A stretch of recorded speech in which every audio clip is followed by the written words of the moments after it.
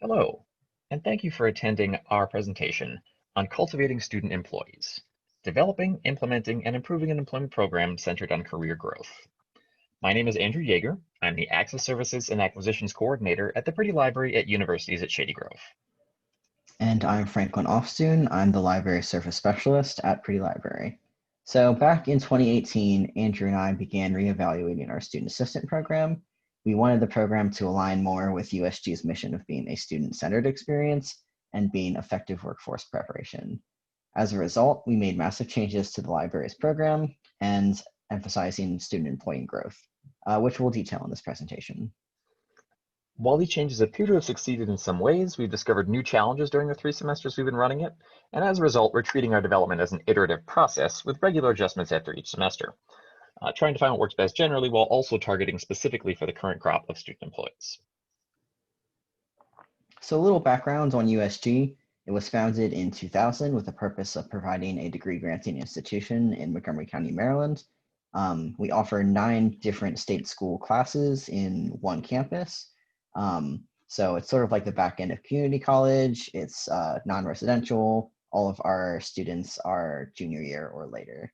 It's a very small student body with about 3,000 undergrad and grad students. Accordingly, Priddy Library itself is also rather small. We have 2 full-time staff who are the ones primarily in charge of the student employees and 4 librarians. And our size and shorter timeline for most students means we can be very agile organizationally, trying to be a pilot library where we try out lots of ideas and see how they work.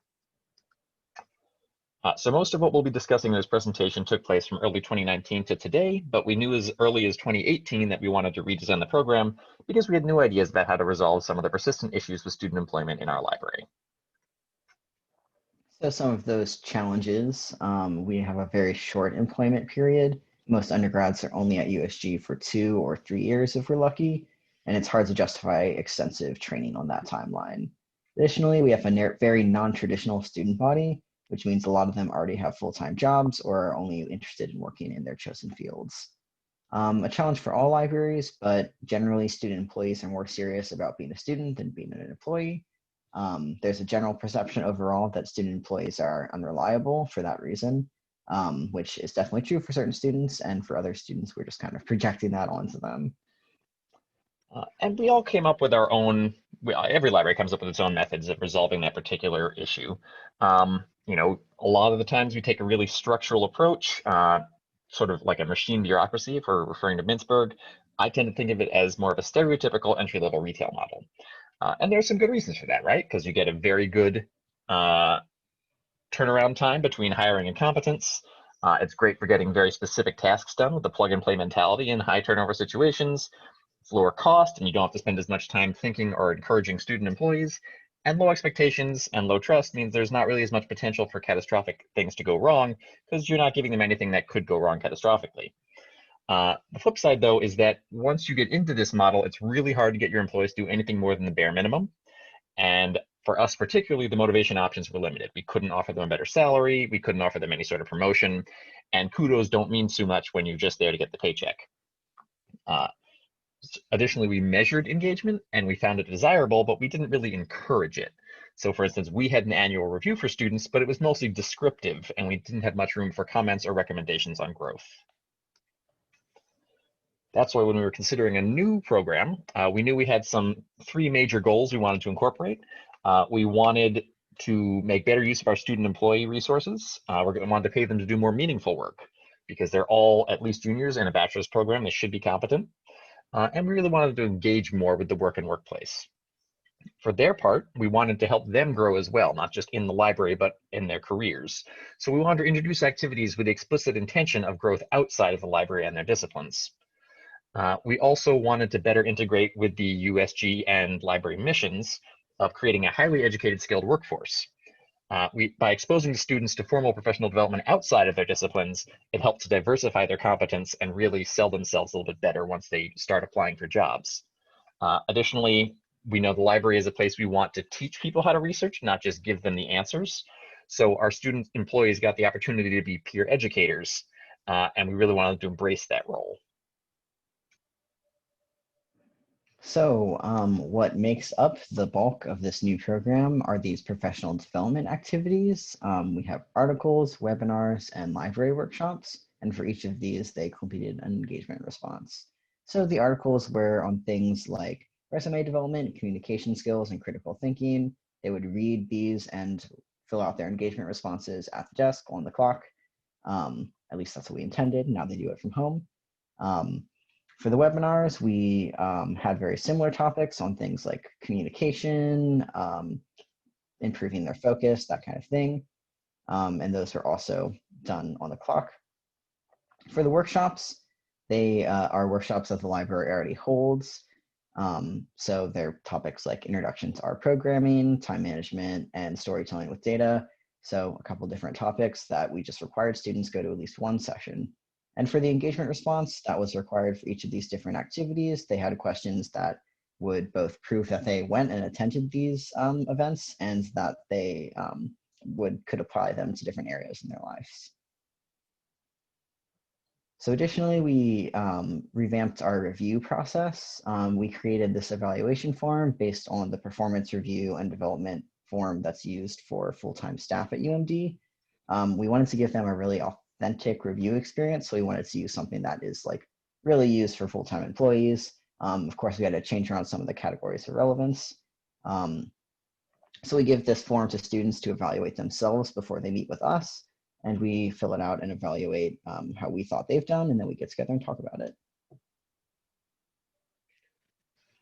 So for students, this meant a few extra bits of work that they didn't previously have to consider too much. Obviously, the development activities and the review itself, but we also wanted them to focus more on the library as a workplace. We had higher expectations of their conduct with patrons and with us.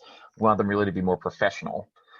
We also wanted to encourage higher order thinking, projects that require more than just performing rote tasks in order, stuff like analysis and interpretation of data, developing a library display on a topic of interest, or working with the librarian on a workshop. On our end, this also required some extra work. We made a new job description. We wanted really to, again, drive home the benefits of working in the library, not just laying out the tasks involved. And we drew on language from similar position listings at other libraries within our state university system to do so. We developed a new training methodology where we break down the training into discrete blocks to discourage information overload. And we included the peer mentorship period, so every new hire got to shadow an existing student employee for at least one shift before working on their own. We knew for ourselves we'd also need to find all those articles and web trainings because we wanted them to be able to choose topics that interested them, but were still relevant and accurate. So we knew we would have to watch a ton of videos and read a ton of articles just to find a few that we thought were good enough to incorporate. Additionally, we had to create the engagement forms that students would respond to after completing their professional development activities, making something that was applicable to a lot of different activities, but also something that would make them think critically. The review process was also some new work for us. We had to create the form that we used to evaluate them, as well as actually conducting those evaluations, writing them up, reminding students to do their self-evaluations, and actually having the evaluation. We also had to create a feedback survey to get student feedback on each aspect of the new program after the formal review was done. So here was our initial timeline for implementing this. We started our planning in the spring and summer of 2019, doing things like conducting a lit review, contacting some other academic libraries, just to get some info. We had a training and refresher day after we'd solidified what we wanted our new program to look like to introduce these new changes to students. And then we started the program in earnest in September of 2019. So we went into this first semester cautiously excited. We'd done a good amount of work putting it all together, but we weren't sure how the students would take it or what new strategies we'd need to employ to keep things running smoothly. So just an overview of our student training and refresher day. We held this in August to remind students of what it was like to work at the library for those who had been gone for a while, and more importantly, to introduce these new programmatic changes like the professional development. So the initial reactions to this, students were a little worried about how much new work that this would entail. Additionally, it was different kinds of work than they were used to. Instead of being an immediate ASAP, finish the stack of books when you can kind of work, This was like an ongoing project where they had to really think and plan when they wanted to do this, what they wanted to do. And for ourselves, we had some of the same concerns. It was work we didn't have to do before, like finding articles and trainings that would be useful for other people, and a lot more of it. We'd also have to spend time promoting and following up with the students on their professional development.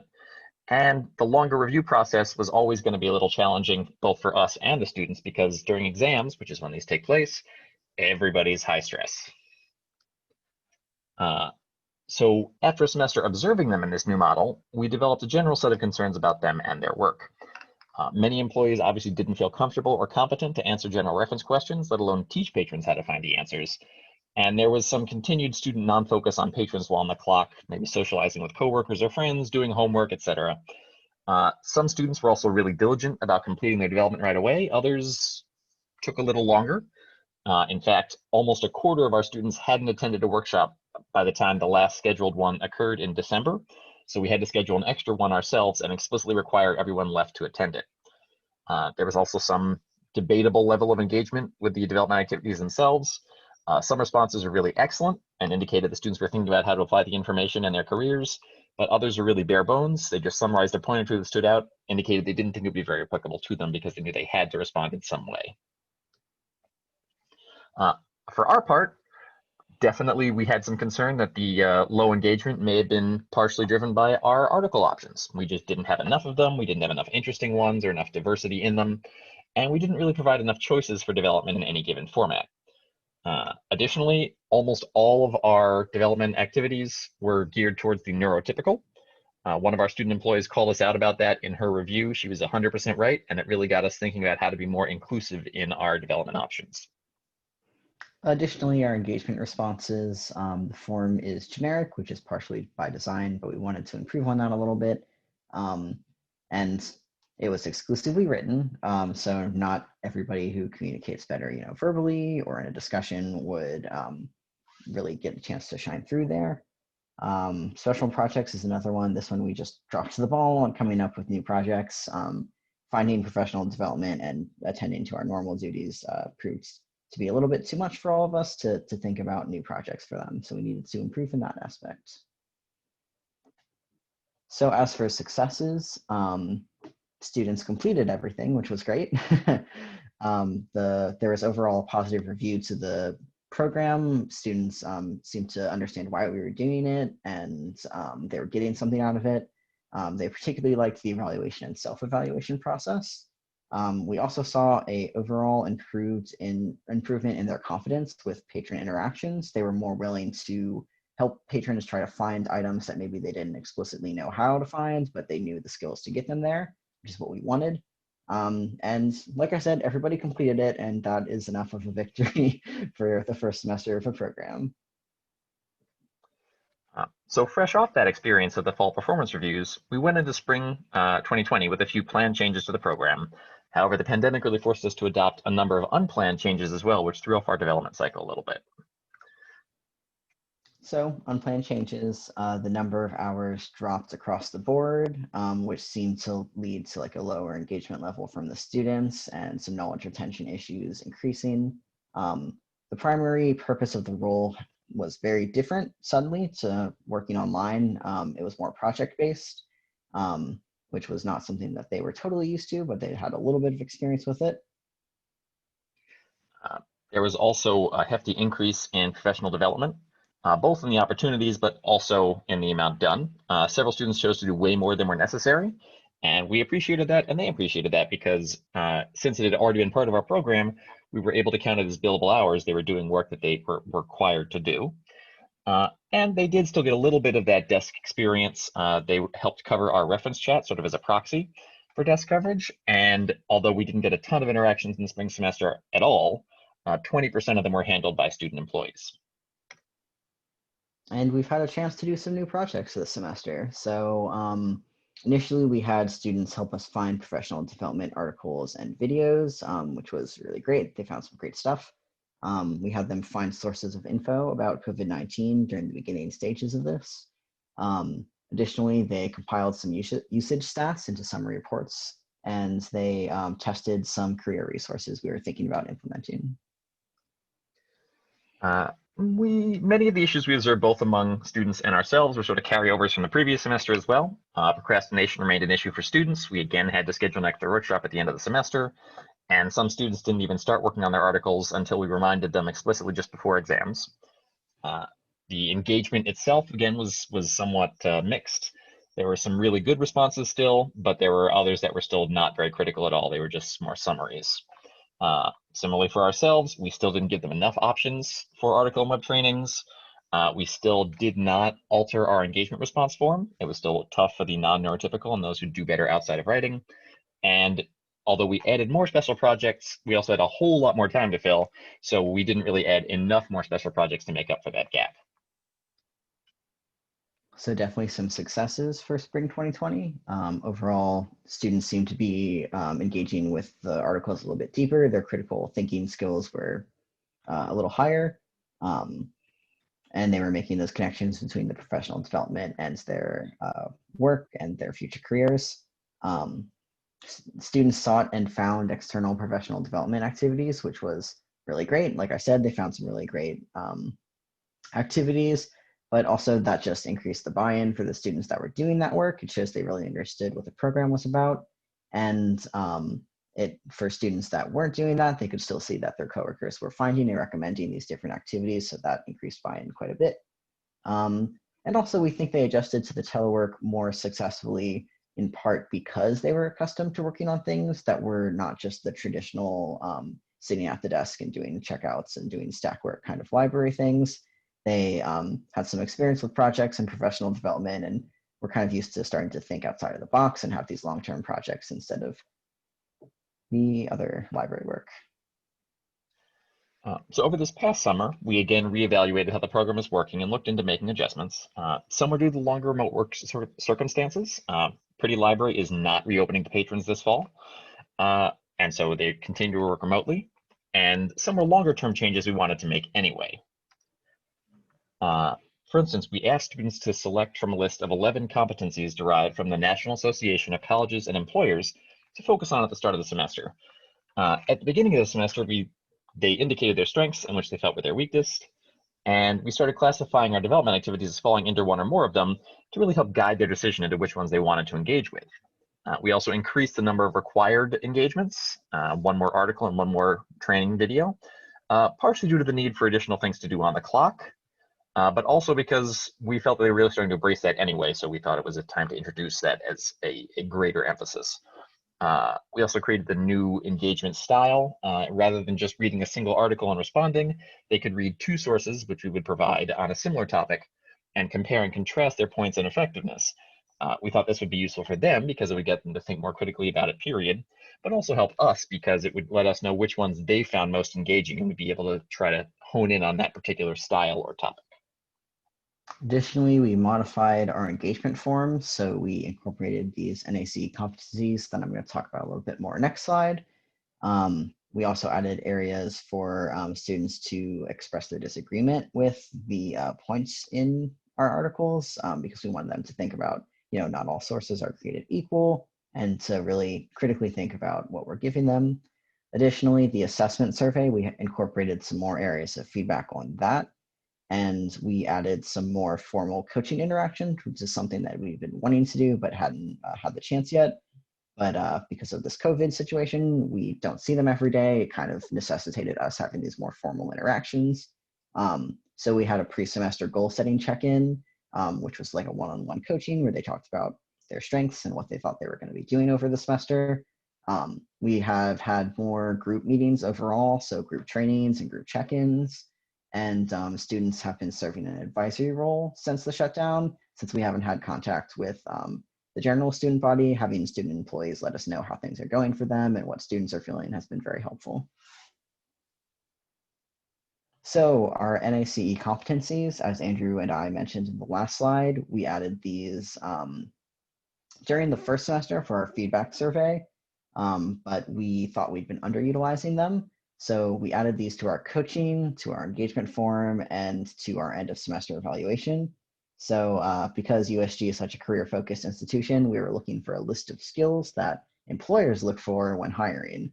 So that's, the main concern of most of the students at USG, especially the student employees, is just getting hired when they graduate.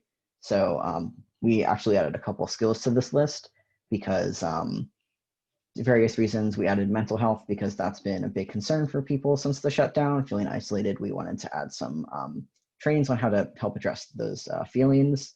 And we added research because that's an aspect of library work that we think goes under recognized. Students don't always know that they're gaining that skill and how helpful that can be in the future.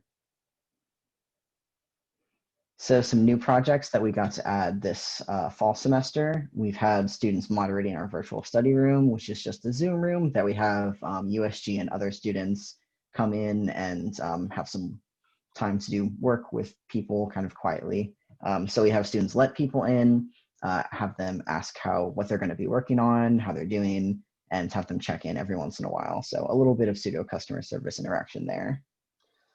We also tried to bring in some more research to that as well. So we're actually having them gather information on other libraries' virtual study rooms and, report back to us what the differences are, what the similarities are, how they're implementing, what formats, which programs, and things like that.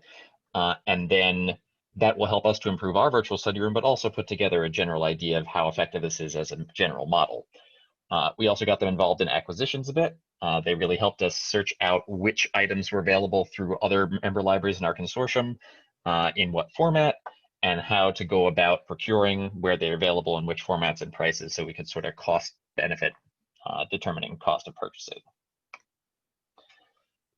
So far this semester and a bit has been okay.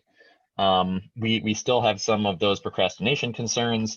We're also running into some reliability ones. The work schedule is a little more fluid now and there's less hours to go around. So some students are forgetting when they're supposed to work or are having difficulty showing up on time. It's also hard to determine how engaged they are with both the work and the professional development because we aren't getting the same kind of daily, real-time informal feedback. We're only getting self-reported feedback. We're also running into some knowledge retention issues as we noticed last semester. Students are not doing the same things as often as they used to. So stuff that used to be in short-term memory and was a really easy recall for them, maybe now they don't even remember ever doing, so they don't have any clue how to do it.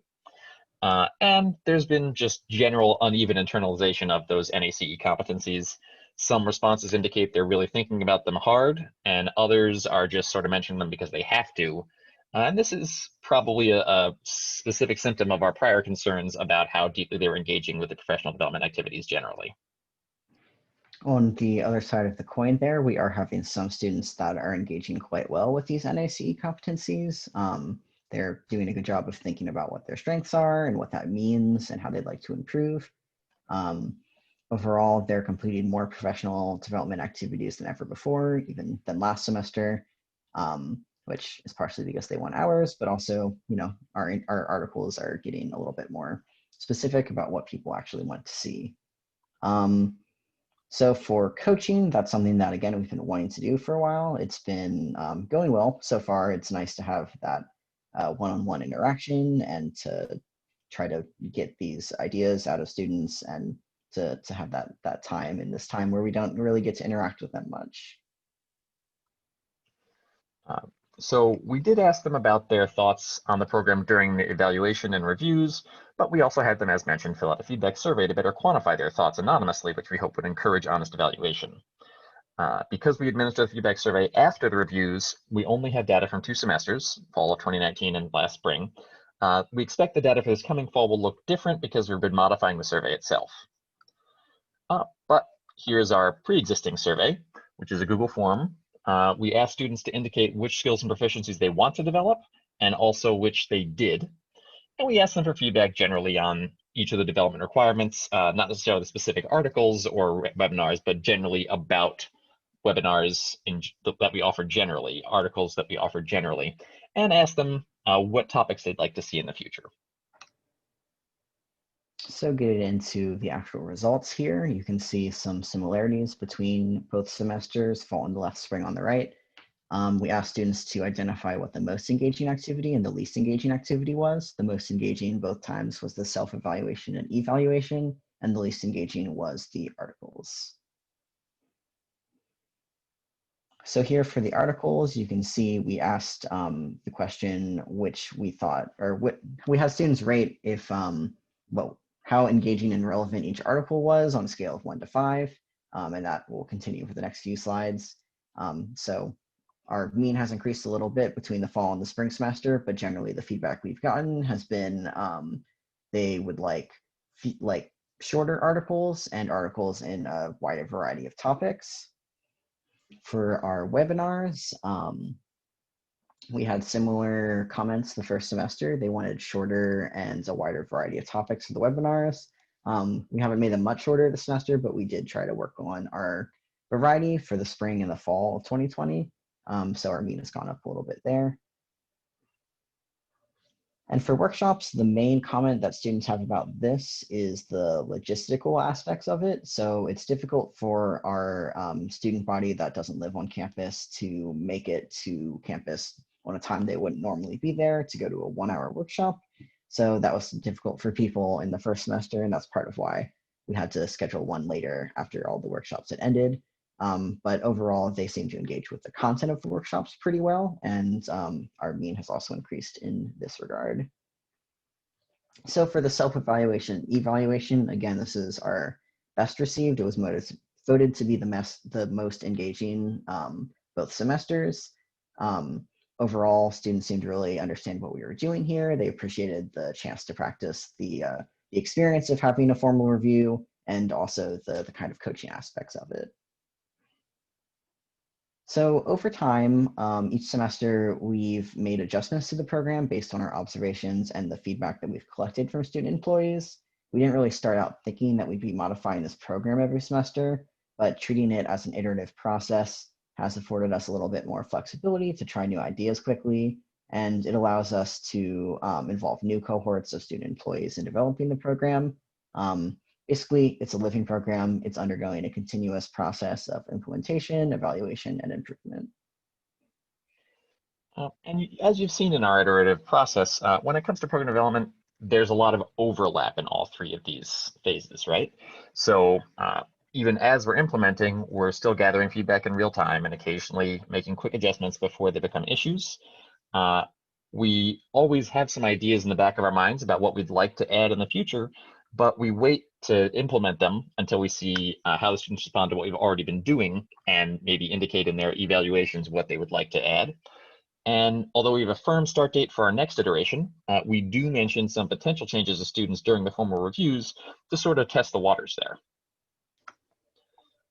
In fact, some of the ideas we already have for improvement include deeper interactions with our staff and librarians, maybe collaborating to create or lead a new library workshop, or sort of a formal or informal mentorship program so they can get some more career advice.